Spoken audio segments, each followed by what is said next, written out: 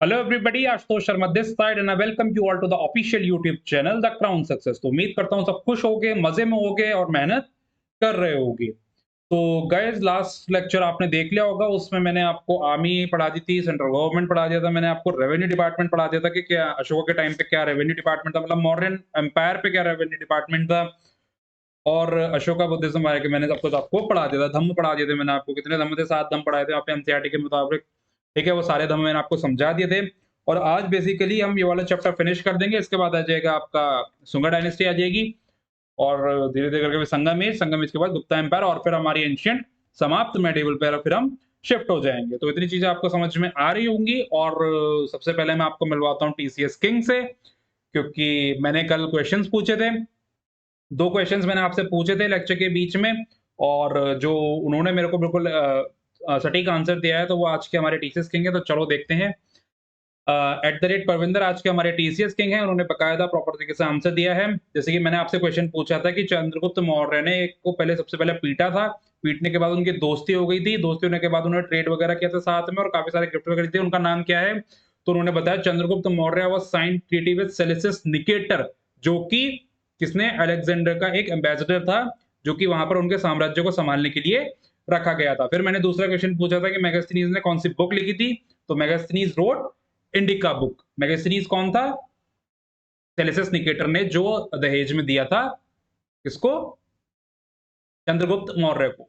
ठीक है? तो वो मेगास्थनीज़ ने इंडिका बुक लिखी थी, उसमें सारे मौर्यन एम्पायर के बारे में सब कुछ अच्छे से समझाया था। तो ये आज के हमारे टीसीएस किंग हैं। अगर आप भी पढ़ना चाहते हो तो आपको भी लेक्चर देखना है, जो मैं क्वेश्चन्स पूछ रहा हूँ। अगर आप क्वेश्चन्स पूछ रहा हूँ पहले, तो क्वेश्चन्स का आंसर देना है, वरना आप शॉर्ट समरी लिख सकते हो। मतलब जो भी पढ़ाया है उसमें की शॉर्ट समरी आप कमेंट सेक्शन में बता सकते हो, तो उससे ही पता चलता है कि आप कितने ज़्यादा एक्टिव हो। ठीक है? और रिवीजन तो आपका चल ही रहा होगा। ठीक है, तो चलो फिर अभी लेक्चर स्टार्ट कर लेते हैं। सबसे पहले हमने इसमें आर्मी पढ़ ली थी। आर्मी पढ़ने के बाद department of commerce and industry हमको पढ़ना है। समझ में आ रहा होगा, ठीक है? ओके, तो पहले पेन उठाते हैं। Department of commerce and industry, वाणिज्य और उद्योग विभाग इनका क्या रहने वाला था। मतलब इतना कुछ ज्यादा बेसिकली अभी जो डिपार्टमेंट है ना, ये खाली एडिशनल नॉलेज के लिए है। एग्जामिनेशन पॉइंट ऑफ व्यू से इतना ज्यादा इंपॉर्टेंट नहीं है। वो आगे बताऊंगा। पुलिस डिपार्टमेंट, जनगणना वगैरह जो है, इन सब के बारे में बताऊंगा, वो इंपॉर्टेंट है। ठीक है? This department had controlled the retail and wholesale prices of goods and tried to ensure their steady supply through its officer called अध्यक्ष। कहने का मतलब है कि हर डिपार्टमेंट के अध्यक्ष वगैरह इन्होंने बना दिए। जैसे कि मैंने कल आपको बताया था कि 5-5 पीपल्स की 6 कमेटी बनाई गई थी हर एक चीज़ को मैनेज करने के लिए, और उनका अध्यक्ष बनाया जाता था कि ये इसको मैनेज करेगा। तो यहाँ पर भी कहने का होलसेल प्राइसेस वगैरह मतलब देखते थे ये लोग कि जितना कितना चीज़ सप्लाई हो रही है, किसका क्या प्राइस निकल रहा है, तो वो सारी चीज़ें यहाँ पर मैनेज करी जाती थी। तो basically examination point of view से ये इतना इंपॉर्टेंट है नहीं। जुडिशियल एंड पुलिस डिपार्टमेंट, भैया इनका पुलिस डिपार्टमेंट क्या होता था कि जेल वेल सजा वजह कैसी चलती थी भैया? अगर कोई बदतमीजी कर रहा है तो उसको सजा तो दी जानी चाहिए, नहीं चाहिए? तो उनकी वो चीजें वहां पे कैसे चलती थी। ओके, तो इसको पढ़ते हैं। जुडिशियल एंड पुलिस डिपार्टमेंट का क्या कहते हैं? Kautilya mention the existence of both civil and criminal code. अब ये सिविल और क्रिमिनल कोड्स क्या होते हैं मैं आपको नहीं बताऊं। दीवानी और फौजदारी जो होते हैं, दीवानी और फौजदारी मतलब कि जो जो होते हैं ना, जो क्राइम वगैरह होते हैं, वो सिविल में और क्रिमिनल कोर्ट्स में, जो जैसे कि आजकल के जैसे गाड़ी पकड़ ली किसी की, क्या मैं कहाँ जा रहा है, तो ये इस तरह की जो बदतमीजी वाले होते हैं, दीवानी और फौजदारी कोर्ट्स वहां पे मेंशन करी गई हैं कौटिल्य के द्वारा। ठीक है? The chief justice of the Supreme Court, वहां पर भी chief justice of the Supreme Court was called Dharmatikarin. ठीक है? धर्मतिकरिन बोला जाता था। धर्मतिकरिन जो वहां पे सीनियर जज होता था ना, चीफ जस्टिस जो होता था, जैसे अब चीफ जस्टिस है ना सुप्रीम कोर्ट, तो वैसे ही वहां पर जो चीफ होता था उनको धर्मतिकरण बोला जाता था। ठीक है? इंपॉर्टेंट है, ध्यान रखना इस बात का। There were also subordinate courts at the provisional capital district. अब सुप्रीम कोर्ट तो सबसे बड़ा कोर्ट हो गया, वो तो पूरे उसका हो गया, कंट्री का हो गया। ठीक है? मॉडर्न एम्पायर का एक ही कोर्ट हो गया। जैसे हमारे सुप्रीम कोर्ट एक है ना अपने इंडिया में, बाकी डिस्ट्रिक्ट कोर्ट, सिविल कोर्ट्स आ जाते हैं ना, तो वैसे ही वहां पर भी डिस्ट्रिक्ट, एक जिले को संभालने के लिए, विलेज संभालने के लिए, मतलब कुछ शहरों को संभालने के लिए एक डिस्ट्रिक्ट कोर्ट वहां पे बना दिए गए थे। तो ये प्रोसेस सबसे चलती आ रही है, ध्यान रखना इस बात का, कोई फालतू नहीं है यहाँ पे कुछ भी। ठीक है? और किसके अंतर्गत आते थे ये कोर्ट्स? अमात्यास। अमात्यास कौन होते हैं? मैंने आपको पिछले लेक्चर में बताया था कौन होते हैं, याद करो। अमात्यास आज के आईएएस ऑफिसर, जो मैंने बताए थे आपको, कौटिल्य द्वारा ये इंट्रोड्यूस किए गए थे, क्या यहाँ पर अमात्यास होने चाहिए। तो पता याद होगा ना कि उस टाइम पे जो प्रशासन संभालते थे, जो डिस्ट्रिक्ट लेवल का प्रशासन संभालते थे, ठीक है, राज्य स्तर का जो प्रशासन संभालते थे वो अमात्यास कहलाते थे, यानी आजकल के आईएएस ऑफिसर्स अमात्यास कहलाते हैं। इस बात से रिलेट कर लो आपस में, ठीक है? उस टाइम के आईएएस ऑफिसर कौन थे? अमात्यास। जो आजकल आईएएस ऑफिसर का काम है, वो उस टाइम अमात्यास का काम होता था, ठीक है? Different kinds of punishment such as fines, imprisonment, mutilation and death. Different kinds of punishment, सजा वहाँ पे दी जाती थी। कोई भी अगर कोई क्राइम करता था तो सजा दी जाती थी। सजा के रूप में क्या था? या तो भैया जुर्माना भर दे, फाइन्स भर दे, जुर्माना भर दे। इम्प्रिजनमेंट कारावास हो गया, तेरे को इतने साल का तेरे को अब जेल में बिताने होंगे। अब ये मटाइलेशन क्या होता है? मटाइलेशन ये होता है जो अंग-भंग वाली प्रक्रिया होती है। जो अंग-भंग वाली प्रक्रिया होती है ना कि भैया तेरा ये पोर्शन उँगलियाँ काट देंगे, ये कर देंगे, वो कर देंगे, तो ये वाली प्रोसेस जो होती है वो मटाइलेशन में आती है। एंड डेथ, और भैया निपट जा, ठीक है? निपटा दो उसको, ठीक है? ये वहाँ पे दी जाती थी सज़ाएँ। Torture was employed to extract truth, सच निकलवाने के लिए टॉर्चर भी किया जाता था। जैसे आज करते हैं ना, आज सिर्फ़ वैसे अलाउ नहीं है, टॉर्चर करना नहीं है। लेकिन उस टाइम पे टॉर्चर किया जाता था लोगों को सच निकलवाने के लिए, ठीक है? Police stations are found in all principal centres, जगह-जगह सेंटर्स और पुलिस स्टेशन वहाँ पे पाए गए, ठीक है? Both Kautilya and Ashokan edicts mention about jail and jail officials. Kautilya और अशोकन एडिक्ट्स जो थे, इनके जो शिलालेख थे, उसमें भी पुलिस स्टेशन, जेल और जेल ऑफिशियल्स, इन सब के बारे में दिया गया है कि ये चीज़ें वहाँ पे प्रेज़ेंट थी। The Dhamma Mahamantras were asked by Ashoka to take step unjust prison. Remission of sentences is also mentioned in Ashoka inscription. Ashoka के शिलालेख में सजा को माफ करना भी प्रेजेंट है, कि वो सजाएं माफ भी वहां पर हो जाती थी, ठीक है? तो ये उनका जुडिशियल और पुलिस डिपार्टमेंट था, ठीक है? अब सेंसस की बात करते हैं, जनगणना की बात करते हैं। The taking of census war regular during the modern period. Modern period के टाइम में जनगणना को बहुत ज्यादा इन्होंने इंपॉर्टेंस दी है। टाइम टू टाइम ये जनगणना कराते रहते थे, ठीक है? The village officials were to the number the people along with the details with their caste and occupation. जो विलेज के जो ऑफिसर्स होते थे, मतलब एक विलेज को संभालने वाले जो होते थे, उनका क्या काम रहता था? उनका एक तो काम रहता था कि कितनी पॉपुलेशन है गांव में, वो बताना रहता था। साथ में उनके जो उनके जाति, धर्म और व्यवसाय था, उनका जो जाति और व्यवसाय, ये दोनों चीज़ों का डेटा भी वो कलेक्ट करते थे कि भाई तू किस जाति से बिलॉन्ग करता है और तेरा कार्य क्या है, मतलब तू काम क्या करता है और कितनी जनगणना है उस विलेज की। तो ये विलेज ऑफिशियल्स ये सारी रिपोर्ट दर्ज करते थे। तो ध्यान रखना, यहाँ पे जनगणना को बहुत ज़्यादा पावर मतलब इम्पोर्टेंस दी गई है। जनगणना बाकायदा होती थी, जाति और व्यवसाय के आधार पर भी लोग बाहर अपनी डिटेल्स देते थे, ठीक है? They were also to the count there were also to count the animals in each houses। हर घर में कितने पशु लोग पाल रहे हैं, कितने जानवर पाल रहे हैं, उनकी जनगणना भी होती थी कि इतने इस घर से इतने पशु हैं, इस घर से इतने पशु हैं, तो ये चीजें भी ये लोग काउंट करते थे, ठीक है? The census in the towns were taken by municipal officials to track the movement of population both foreign and indigenous.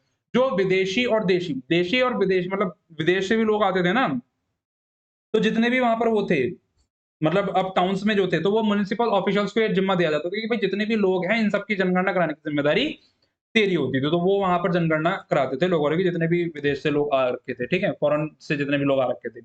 The data collected were cross check by the spies भी बोल सकते हैं हम, स्पाइस भी बोल सकते हैं, ठीक है? Data collected were cross check by the spies. ये स्पाइस कौन होते हैं? जासूस होते हैं। कहने का मतलब ये है कि वहां पर बकायदा लोगों के, मतलब मौर्यन एम्पायर में जासूस बनाए गए थे, जो डेटा आया है उनको क्रॉस चेक करने का, कि भैया सही भी है डेटा या अपनी मर्जी से दे रहे हो, तुम बदतमीजी काट रहे हो। तो ऐसा नहीं है, बकायदा उनका डेटा अच्छा सही रहता था और क्रॉस चेक किया जाता था। स्पाइस वाइस कौन? जासूस, ठीक है? The census appear to be a permanent institution in the modern administration. Modern प्रशासन में सेंसस जनगणना होती रहती थी। कहने का मतलब ये इंपॉर्टेंस देते थे इस चीज को भी, कि कितने लोगों की क्या प्रक्रिया है, क्या चीज हमारा एम्पायर में चल रही है, वो सबका डेटा ये रखते थे। प्रोविजनल एंड लोकल एडमिनिस्ट्रेशन, प्रांतीय और स्थानीय प्रशासन उनका क्या था? देखो सुनो, the modern empire was divided into 4 provinces with their capital at Taxila, Ujjain. कहने का मतलब यह है कि मॉडर्न एम्पायर 4 पार्ट्स में विभाजित हो गया था और उनकी कैपिटल्स आ गई तक्षशिला, उज्जैन, सुवर्णगिरी एंड कलिंगा, ठीक है? ये उनकी कैपिटल्स बनाई गई। कलिंगा मैंने आपको बताया था पिछले में, कलिंगा वॉर, तो ध्यान रखना, वो जी भूलने वाली नहीं, रिवीजन करते रहो। The provincial governor were mostly appointed from the members of royal family. कहने का मतलब यह है, इनके जो गवर्नर अपॉइंट किए जाते थे, कहां से अपॉइंट किए जाते थे? किसी गरीब को उठा के गवर्नर नहीं बनाते थे, हमेशा शाही घराने से गवर्नर लिया जाता था कि भैया तू, फैमिली तेरी अच्छी खासी है, पैसे तेरे पास अच्छे खासे, तेरे पास दिमाग भी अच्छा होगा, तो तू आजा गवर्नर बना दे, और सारी चीजों का तेरे को रिकॉर्ड रखना है। तो शाही घराने से ये लोग हमेशा गवर्नर बनाते, किसी गरीब को ये मौका नहीं देते थे।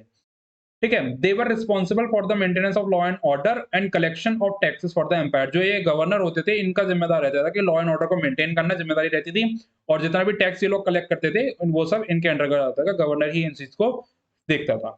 The district administration what under the charge of राजकीय। जो डिस्ट्रिक्ट एडमिनिस्ट्रेशन जो अमात्यास, जो जिला स्तर का जो प्रशासन है वो राजकाज के अंदर में आता था। उनका चार्ज जो था वो राजकाज के पास था। ठीक है। whose position and function are similar to modern collector। जो मॉडर्न कलेक्टर है ना, जो आजकल के कलेक्टर हैं, जो उनकी जो पोजीशन है तो उनकी पोजीशन के समान थी। उनकी पोजीशन कौन, राजकाज की पोजीशन आजकल के कलेक्टर के समान मानी गई है। ठीक है। he was assisted by Yukta subordinate officials. Village administration was in the hand of ग्रामनी। जो विलेज एडमिनिस्ट्रेशन था वो ग्रामनी के हाथ में था, उसका प्रशासन, और एंड इज ऑफिशियल, और वो किसके अंतर्गत काम करता था, गोपा। गोपा कौन, जो 10-15 गांव का एक मेन हेड को गोपा बोलते थे। ठीक है। उनके अंदर काम करता था ये ग्रामीणी। ठीक है, समझ में आ गया होगा। Both Kautilya and Megasthenes provided the system of system of municipal administration. ठीक है। Arthashastra contain a full chapter on the role of nagarika and city superintendent. कहने का मतलब ये है कि अर्थशास्त्र किसने लिखी थी, पहला क्वेश्चन है आपका, कमेंट सेक्शन में बताओ। बहुत इजी है, आंसर आपके सामने है। ठीक है। अर्थशास्त्र किसने लिखी थी बताना मेरे को। और अर्थशास्त्र में बकायदा मेंशन किया गया है कि किस तरह से सिटी सुपरिटेंडेंट के अंतर्गत लोग बार चीजें काम करते थे। मतलब कि जितना भी ये सिस्टम है, म्युनिसिपल एडमिनिस्ट्रेशन, जितना भी प्रशासन का सिस्टम है, ये अर्थशास्त्र में मेंशन किया गया है। किसके द्वारा, ये आप मेरे को कमेंट सेक्शन में बताओगे। His chief duty was to maintain law and order. उनकी जो चीफ ड्यूटी थी वो लॉ एंड ऑर्डर को मेंटेन करनी थी। कोई बदतमीजी शहर में ना हो, बदतमीजी होगी तो हम लगाएंगे चमाट तुम्हारे घुमा के। तो ये सब चीजें वो मेंटेन करते थे। Megasthenes refers to the 6 committees. मैंने आपको पिछले लेक्चर में ही बताया था। Megasthenes refers to the 6 committees of 5 members each to look after the administration of Pataliputra. मतलब कि 6 कमेटी बनाई गई 5-5 मेंबर की, अलग अलग डिपार्टमेंट को ये लोग देखेंगे। ठीक है। किन किन डिपार्टमेंट्स को देखते थे, दीज कमिटीज लुक आफ्टर किन डिपार्टमेंट्स को, इंडस्ट्रीज को देखते थे, फॉरनर्स को देखते थे, जितने भी बाहर से लोग आते थे वो उनको देखते थे, registration of birth and death, जन्म और मरण का जितना भी रजिस्ट्रेशन था उन सबको ये लोग देखते थे। ट्रेड, कितना ट्रेड का, क्या चीज एक्सपोर्ट की जाती है, क्या चीज इंपोर्ट की जाती है, उन सबको ये चीज देखते थे। Manufacture and scale of goods, कितना हमारी चीजें प्रोड्यूस की जा रही हैं, कितनी वहां पे डिस्ट्रीब्यूट की जा रही हैं, ये सब डेटा रिकॉर्ड मतलब मेंटेन करते थे। कौन, जो कमेटी बनाई गई थी, ये सब कहाँ मेंशन है, मैगजीन्स एंड इंडिका में मेंशन किया है। कलेक्शन ऑफ सेल टैक्स, ये कुछ इंडस्ट्री थी, मतलब जो टैक्स वगैरह कलेक्ट करते थे ना, ये कुछ मतलब वो कह लो आप कि ये कुछ चीजें थी जो मैनेज की जाती थी इन कमिटीज के द्वारा। ठीक है। ये कुछ डिपार्टमेंट्स थे जो मैनेज किए जाते थे इन कमिटीज के द्वारा। ठीक है। तो ये समझ में आ गया, लोकल एडमिनिस्ट्रेशन आपको समझ में आ गया होगा। मॉडर्न आर्ट एंड आर्किटेक्चर की बात करते हैं कि वहां पर क्या क्या चीजें बनाई गई। अब एक्चुअल में अब ये हमको चीजें कहाँ से मिल रही है, यहीं से तो मिल रही है भाई। पिलर्स, स्तूपा, ये चीजें पत्थरों पे लिख देते थे तो यहीं से तो मिल रही है हमको। तो देखते हैं। The monuments before the period of Ashoka were mostly made of would and therefore perished. कहने का मतलब ये है, अशोका के टाइम पीरियड से पहले जो मॉन्यूमेंट्स थे वो लकड़ी के थे जो डिस्ट्रॉय हो गए। कहने का मतलब है खत्म हो गए थे। अब कुछ भी बाढ़ वगैरह आ जाती है तो भाई इतनी चीजें मजबूत होती नहीं है, टूट जाती हैं, बिखर जाती हैं। ठीक है। तो अशोका से पहले के जो थे वो लकड़ी के बने हुए थे, तो वो सारे डिस्ट्रॉय हो गए थे, तो हमको ज्यादा इतना हमको एविडेंस नहीं मिले थे। ठीक है। The use of stone started from the time of Ashoka. पत्थर का यूज किया जाने लगा अशोका के टाइम से। अशोका के टाइम से पत्थरों का यूज किया जाने लगा। ठीक है। Even of the numerous monuments of Ashoka only a few have remained. इतने ज्यादा चीजें बनवाई अशोका ने, लेकिन उसमें से सारी डिस्ट्रॉय हो गई, बस कुछ ही बची हैं। तो वो हम देख लेंगे क्या क्या है। His palace and monasteries and most of his stupas were disappeared। जितने भी उनके मठ वगैरह थे, जितने भी उनके महल बनाए गए थे, वो सारे डिस्ट्रॉय हो गए समय के साथ। शायद इतनी मजबूती वगैरह नहीं होगी वहां पे, इस वजह से डिस्ट्रॉय हो गए होंगे। ऐसा कोई क्लियर एविडेंस हमारे पास नहीं है कि डिस्ट्रॉय करने का। और कुछ लोग कहते हैं कि फॉरेन इन्वेशन जब हुए थे, तब फॉरेन इन्वेशन जब हुए थे तो उन्होंने डिस्ट्रॉय कर दिए थे सारी चीजें। ये तो ये चीजें बताई गई हैं, कुछ चीजें मेंशन है अभी भी वैसे। The only remaining stupa is at Sanchi. Sanchi में है स्तूपा जो अभी बचा हुआ है। The artistic remain of the modern period can be seen in the following heads. अब जो आगे देखते हैं हम कहाँ ये चीजें पाई गई। जैसे पिलर्स की बात करते हैं, ये लोग क्या होता था कि जो भी चीजें वहां पे अशोका का काम करता था कि जो भी चीजें इतिहास इस चीज को ध्यान रखे तो पिलर्स वगैरह पे लिखवाता था, अपने पिलर्स बनाया था, स्तूपा बनाया था, उन चीजों पे ये लोग लिख देते थे। ठीक है। The pillars erected by Ashoka furnished the finest specimen of the modern art. जो पिलर्स वगैरह बनाए गए थे अशोका ने, वो हमारे पास अभी क्लियर एविडेंस है कि ये चीजें अशोका मौर्यन एम्पायर के टाइम पे बनाई गई। Ashokan pillars with inscription were found in places like कहाँ-कहाँ पे ये लोग पाए, मतलब ये पिलर्स पाए गए हैं? दिल्ली में पाए गए हैं, इलाहाबाद में पाए गए हैं, एक रोमिंदा जगह है वहाँ पाए गए हैं, सांची एंड सारनाथ में ही पाए गए हैं। सारनाथ पिलर बहुत ज़्यादा फेमस है। कहाँ पर है? कहाँ पर है? वाराणसी, यूपी में। ठीक है? Their tops were crowded with figure of animals. उनके जो टॉप्स होते थे वो चारों तरफ घिरे होते थे किनसे? जानवरों से घिरे होते थे। कौन-कौन से जानवर? शेर, हाथी और बुल। समझ गए? Lion, elephant and bull. The Sarnath pillar with 4 lions back standing back to back is the most magnificent. कहने का मतलब है कि एक बहुत ही यूनिक पाया गया, यूनिक चीज़ पाई गई सारनाथ पिलर में कि वो जो अब आप देखते हैं ना जो हमारा एम्बलम है, तो जो वहाँ पे शेर पाए गए हैं, 4 शेर बैक टू बैक पाए गए हैं 1, 2, 3, 4 करके, ठीक है? तो ये बेसिकली हमने जो हमको जो आइडिया मिला है वो यहीं से मिला है। कहने का मतलब ये कि हम अगर आप देखोगे तो इसको किसी एक सारनाथ पिलर को और नाम से भी जाना जाता है, 4 लायन पिलर के नाम से। 4 लायन पिलर अगर आप डालोगे तो वहाँ पे भी आपको सारनाथ पिलर ही मिलेगा। कहाँ पर है? वाराणसी, यूपी में। ठीक है, the Indian government adopted this capital with some modification, added state emblem, इसको बना दिया गया। जो स्टेट एम्बलम है ना अपना, उसको यहीं से बनाया गया है। थोड़ा-सा और कुछ चेंजेस करके, थोड़ा ऑफिशियल चेंजेस करके यहाँ पे इसको अपना स्टेट एम्बलम बना दिया गया। ठीक है? तो ये पिलर्स की बात हो गई, अब करते हैं स्तूपास की बात। Ashoka built a number of stupa, stupa जो होते हैं throughout his empire, but majority of them were destroyed during foreign invasion. मैंने आपको बताया कि काफ़ी सारी चीज़ें बनवाई गई, लेकिन कुछ कहते हैं फॉरेन इन्वेशन के बाद ये सारी चीज़ें डिस्ट्रॉय हो गई। Only a few have survived, कुछ ही बची हैं। द बेस्ट एग्जांपल क्या है उन बचने का? जो सबसे अच्छा एग्जांपल है वो है सांची स्तूपा। ठीक है? The best example is the famous Sanchi stupa with massive dimensions. Massive dimensions के कारण ये सांची स्तूपा बहुत ज्यादा फेमस है और एग्जांपल है मौर्यन एम्पायर के टाइम पे जो स्तूपा बनाए गए थे। It was originally built with brick but later enlarge after the time of Ashoka. ये कहने का मतलब है कि ईंटों से बनाया गया था और अशोका के टाइम के बाद इसका प्रचार किया गया था। ठीक है? अशोका के टाइम पे बस खाली बना दिया था, लेकिन प्रचार जो होता है वो अशोका जब खत्म हो गया था उसके बाद प्रचार किया गया था।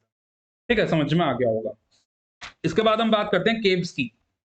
गुफाओं की बात करते हैं अब हम इसके बाद, ठीक है? The caves presented to the Ajivika एक सेक्ट है, मैंने आपको बताया था सेकंड लास्ट लेक्चर में। अगर आपने नहीं देखा तो रिवीजन में कमी कर रहे हो। ठीक है भाई? Ashoka and his son Dasharatha remains important heritage of the Mauryans. ठीक है बॉस? अशोका और दशरथ ने सबसे ज्यादा गुफाएं बनवाई और इन गुफाओं में रहता कौन था? Their interior walls are polished by mirrors, they were mean to be residence of monks. जो मॉन्क्स होते थे, भिक्षुक जो होते थे, वो इन गुफाओं में रहते थे। और इनका जो इंटीरियर होता था, मतलब इनके अंदर का पोर्शन जो होता था वो ऐसा इस तरह से पॉलिश किया जाता था, जैसे कि इसमें मतलब पॉलिश इस तरह से किया जाता है कि आप उसमें अपनी वो देख सकते हो। कहने का मतलब है एक शीशे की तरह चमक आती थी कि आप उसमें अपनी छवि देख सकते हो। तो इस तरह से उनको पॉलिश किया जाता था, इनके अंदर का पोर्शन जो डिजाइन किया जाता था। The caves at Barabar hills near Bodhgaya. Bodhgaya कहाँ पर है? बताओ कमेंट सेक्शन में, बोधगया कहाँ पर है? बहुत ज्यादा इंपॉर्टेंट प्लेस है, बुद्धिज्म से रिलेटेड, जैनिज्म से रिलेटेड। ध्यान करो और बताओ मेरे को, ठीक है, कहाँ पर है? कौन से स्टेट में है?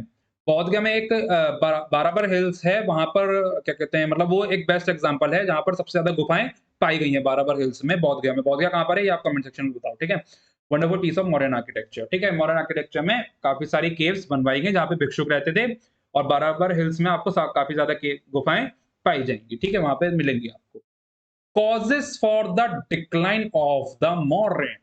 अब ये मौर्यंस के पतन का क्या कारण? ठीक है, तो सबसे पहले ये वाला पैराग्राफ पढ़ते हैं, फिर मैं आपको छोटी-सी स्टोरी सुनाऊँगा। The causes for the decline of the Mauryan empire have been widely debated by scholar. बहुत सारे विद्वानों के द्वारा इस बात पे बहस की गई कि उनका डिक्लाइन हुआ तो हुआ कैसे? बट अब हम देखते हैं कि उनका डिक्लाइन होने के कारण क्या है। ठीक है? The traditional approach attributes the decline of Ashoka policies and weak successor. जो अब ये चीज़ मानी गई है कि अशोका का जो डिक्लाइन हुआ है वो किस कारण हुआ है? उनके एक तो वीक सक्सेसर कौन होते हैं?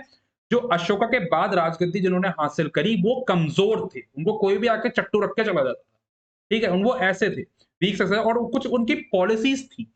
कुछ पॉलिसीज़ थी जिन्होंने बहुत ज़्यादा मतलब कहने का मतलब ये है कि बहुत ज़्यादा वो लेके आए वो अ, लोग बाग इस चीज़ का विद्रोह करने लग गए कि यार ये चीज़ें नहीं, गलत हैं। बहुत सारी क्रांति लेकर आए, कहने का मतलब ये है, काफ़ी सारी क्रांति हुई है अशोका की पॉलिसीज़ पर, वो हम देखेंगे कैसे-कैसे क्यों हुई है।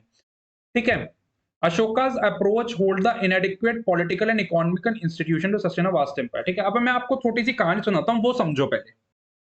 देखो दरअसल बात ये है कि एक्चुअल में ये हुआ है, ये कहा गया है कि अशोक के जो बौद्ध धर्म की नीतियाँ थी, जो बौद्ध धर्म, after the Kalinga war Ashoka embraced Buddhism, मतलब कलिंगा वॉर के बाद अशोका ने बुद्धिज्म अपना लिया।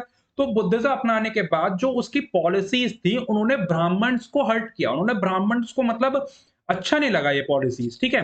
तो यहाँ पर क्या हुआ, जब ब्राह्मण्स को अच्छा नहीं लगा तो ब्राह्मण्स ने Shyomitra Sunga, Sunga founder of Sunga dynasty, Sunga dynasty इसके बाद आएगी, मौर्यन एम्पायर के बाद सुंगा डायनेस्टी आएगी। तो उसके जो फाउंडर थे वो श्योमित्र सुंगा थे। तो ब्राह्मण्स ने, जब ब्राह्मण्स को ये चीज हर्ट करी उनकी पॉलिसीज, तो उन्होंने श्योमित्र सुंगा के साथ मिलकर काफी सारी क्रांति लाई, बहुत सारे रिवोल्ट किए इनके अगेंस्ट में, ठीक है। तो एक कारण ये बन के आया। अब हालांकि अशोका ने बुद्धिज्म, अशोका ने बौद्ध धर्म अपनाने के बाद भी ब्राह्मण्स का कभी अपमान नहीं किया था, ब्राह्मण्स को उन्होंने हमेशा सुपीरियर रखा। बट कुछ नीतियां ब्राह्मण्स को समझ में नहीं आई, तो उन्होंने क्रांति लाई, इनके विरुद्ध क्रांति लेकर आए वो लोग, ठीक है। इसके बाद अब जब अशोका ने बुद्धिज्म अपना लिया तो वो मार तोड़ से तो पीछे हट गए। तो इससे क्या हुआ, जो उनकी सेना थी, सेना कमजोर पड़ गई। अब जब राजा ही हट गया है पीछे तो सेना कहां तक आगे बढ़ेगी। तो इससे क्या हुआ, सेना कमजोर पड़ गई। अब जब सेना कमजोर पड़ गई तो कोई भी आता है, दो चट्टू रख के चला जाता है, सिंपल सी बात है। सेना कमजोर पड़ गई ना, तो यहाँ पर भी क्या हुआ कि सेना यहाँ पे कमजोर पड़ गई। तो ये एक कारण था कि वहां पे डिक्लाइन हो गया। उसके बाद अब कहने का मतलब ये कि अब इतना अशोका की एक और अच्छी खास बात ये थी कि इतना बुद्धिज्म अपनाने के बाद, इतना शांति से रखने के बाद भी उसने अपनी इस आर्मी पे कभी कंट्रोल नहीं छोड़ा। उसका पूरा कंट्रोल था उसने, और कलिंगा तो उसने आज तक वापस ही नहीं करा था। मतलब उसके टाइम पे, आज तक नहीं, उसके टाइम तक वापस ही नहीं करा था उसने कलिंगा। ठीक है, तो ये सारी चीजें इसमें मेंशन है, मैं बता रहा हूँ आपको, ओरली बता रहा हूँ मैं आपको, पढ़ के नहीं सुना रहा भाई, पढ़ के बता दूंगा मैं आपको। ठीक है, तो ये मैं एनसीईआरटी में जो लिखा है वही बता रहा हूँ। ठीक है, तो खाली अशोका को ब्लेम किया ना, कि मतलब कि अशोका को ही ब्लेम किया जाए कि यार तेरी वजह से ही डिक्लाइन हुआ है, तो ये चीज गलत है। एक्चुअल में अशोका काफी पावरफुल था, बट लेकिन उसने उसको सही तरीके से डाइवर्ट किया गया, डाइवर्ट नहीं, उसको सही तरह से समझाया गया कि भाई इतिहास तुमको याद नहीं रखेगा। किसने समझाया था, जल्दी बताओ, कमेंट सेक्शन में बताओ, किस कौन से मॉन्क्स ने, मॉन्क से सबसे ज्यादा वो डाइवर्ट हुए, मैंने आपको नाम बताया था। और भी बहुत कुछ बुद्धिज्म रिलेटेड है, आप मेरे को कमेंट सेक्शन में उनका नाम बताओ कि जिनसे अशोका मिले थे। लास्ट लेक्चर में मैंने बताया था, सेकंड लास्ट लेक्चर में जब मैंने आपको अशोका के बारे में पढ़ाया था, उसके बारे में मैंने आपको समझाया था। अशोका और बिंदुसारा जो मैंने लेक्चर पढ़ाया था, उसमें देखना, आप पता चलेगा आपको कि वो कौन थे। और कमेंट अगर आपको याद है तो बहुत अच्छी बात है, कमेंट सेक्शन में आप बताओ, ठीक है। तो उनसे मिलके तो वो चेंज हो गए थे बुद्धिज्म में। तो खाली अशोका को ये करना कि हाँ भाई तेरी वजह से मौर्यन एम्पायर गया, तो वो चीज गलत है, ठीक है। तो ये चीज है, मैं आपको देखो पीडीएफ में समझाता हूँ कैसे मैं बोल रहा हूँ चीज को।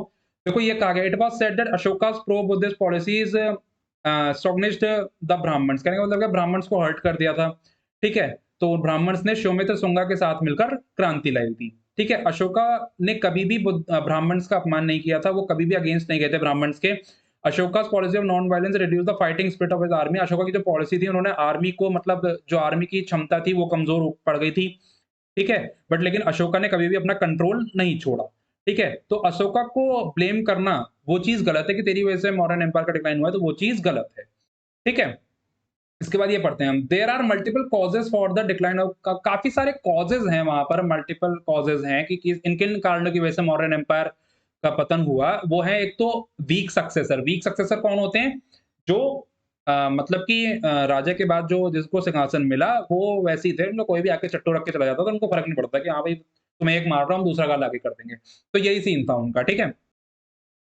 इसके बाद पार्टीशन ऑफ एम्पायर, मतलब जो मौर्यन एम्पायर था, ये इसके विभाजन हो गए थे, जैसा मैंने आपको बताया था कि 4 पार्ट्स में विभाजन हो गए थे। तो ये जो पार्टीशन हुआ, ये इसने भी बहुत ज़्यादा अहम किरदार निभाया है इनके डिक्लाइन होने का। इसके बाद administration and abuse the Ashoka's reason, अब जो प्रशासन था, प्रशासन का थोड़ा-सा हिसाब-किताब गड़बड़ा गया। अब हिसाब-किताब गड़बड़ा गया तो जो और डायनेस्टीज़ निकल के आ रही थी, जैसे श्योमित्र सुंगा डायनेस्टी निकल के आ रही थी, तो उन्होंने क्या है, इन चीज़ों को फ़ायदा मिला इन सबका, कि भाई इनका विभाजन भी हो रखा है और वीक सक्सेसर भी हैं, तो उनको पीटते हैं और ये मौर्यन एम्पायर को डिक्लाइन कर देते हैं, ठीक है। तो ये कुछ कारण थे जो कि मौर्यन एम्पायर को उन्होंने जड़ से उखाड़ फेंका। देखो यहाँ पे लिखा भी है, Mauryan empire and facilitated Shyomitra Sunga to drive away the Mauryan power and establish the Sunga dynasty. Mauryan empire को इन्होंने हराया और एस्टैब्लिश हुई वहां पर सुंगा डायनेस्टी, ठीक है। तो ये कुछ कारण थे जो कि मौर्यन एम्पायर का डिक्लाइन यहाँ पर हुआ। तो उम्मीद करता हूँ ये लेक्चर आपको अच्छे से समझ में आ गया होगा। सारी चीजें हमने इस लेक्चर की, मौर्यन एम्पायर हमने पूरा कवर कर लिया। तो कैसा लगा आपको, बताना मेरे को कमेंट करके, ठीक है। अच्छा आया, समझ में आया, कोई भी डाउट है तो आपको पता ही है, कमेंट सेक्शन ऑन है, पर्सनली मेल कर लो, इंस्टाग्राम पे मैसेज कर लो, सब जगह जवाब दिया जाएगा, ठीक है? तो वो आप मेरे से पूछ सकते हो और आप भी बन सकते हो टीसीएस किंग। जैसे कैसे आपको आंसर्स करने हैं और आंसर्स कैसे मैंने आज क्वेश्चंस पूछे हैं तो वो आपको आंसर्स करने हैं। और अगर इन केस क्वेश्चंस नहीं है तो आप एक शॉर्ट समरी लिख सकते हो कमेंट सेक्शन में, जितना आपने पढ़ा उसका शॉर्ट में मुश्किल से 6-7 लाइन में आप डिफाइन कर सकते हो। ठीक है? तो मौका मिल सकता है आपको भी टीसीएस किंग बनने का। तो उम्मीद करता हूँ ये लेक्चर आपको समझ में आ गया होगा। समझ में आ गया तो आपको पता है लाइक कर देना है और चैनल पर अगर आप नए हो चैनल को सब्सक्राइब कर लो। इसके बाद हम आ जाएँगे अपने post modern India Shunga dynasty पे आ जाएँगे। शुंगा डायनेस्टी के बाद संगम एज और फिर गुप्ता एम्पायर। ठीक है? तो चलो फिर वीडियो लाइक कर देना और कोई भी डाउट हो पूछ लो। चैनल पर अगर आपने चैनल को सब्सक्राइब कर लो, टेलीग्राम चैनल ज्वाइन कर लो, सारी लिंक्स आपको वहां पर मिल जाएंगी। तो चलो खुश रहो, मौज करो, ऐश करो, मेहनत करते रहो। Thank you.